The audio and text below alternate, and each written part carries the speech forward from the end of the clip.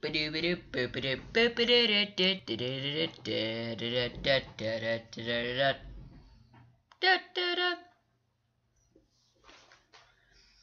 do we see here?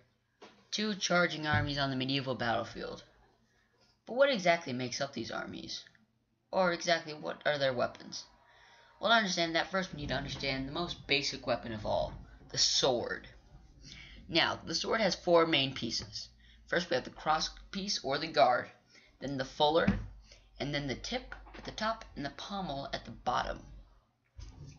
Now, the first type of sword that we will be covering today is the broadsword. The broadsword was 30 to 45 inches long, weighed 3 to 5 pounds, and was probably one of the most commonly used swords in the medieval times.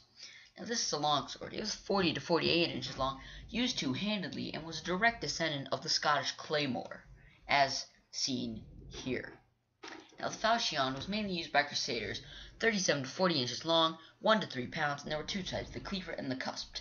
This was related to the Chinese dao and the Arabian scimitar.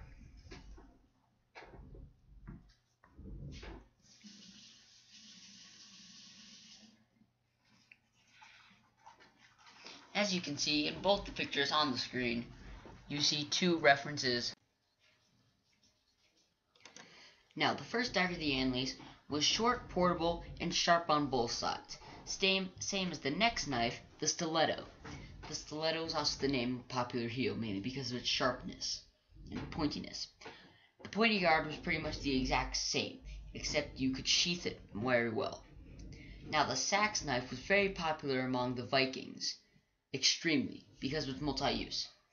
And the rondel was considered the assassination knife, because of its smallness.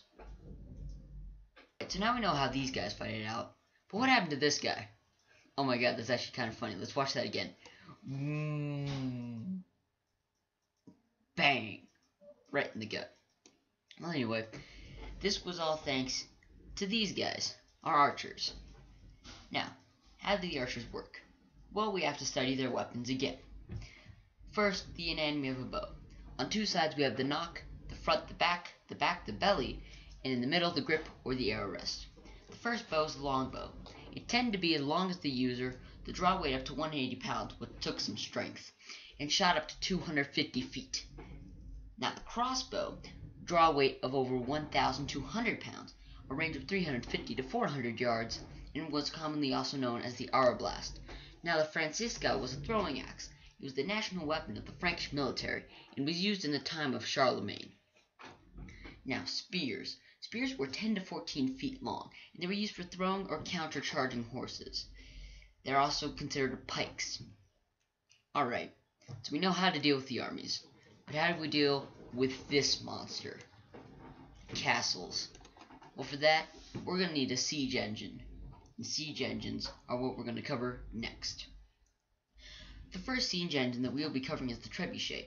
Its arm was 60 feet long and it flung 200-pound projectiles over 300 yards and had to be set up on site. The next weapon that we'll be covering is the ballista. The ballista was basically a giant crossbow that shot a giant crossbow bolt, and it was the most mobile siege weapon because of its lightness. The weapon after this is the manguel, or the catapult. It was highly accurate, and it fired at a distance of over 1,300 feet, which was far. Now, battering rams are probably the most commonly known.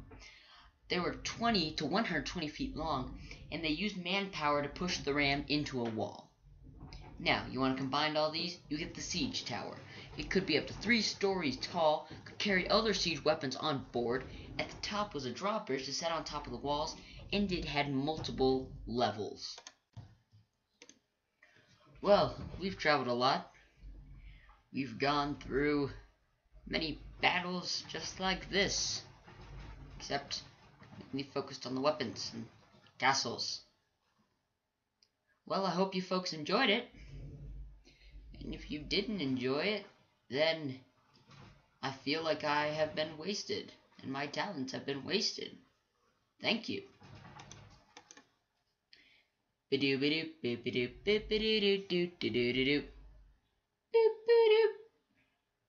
Wow.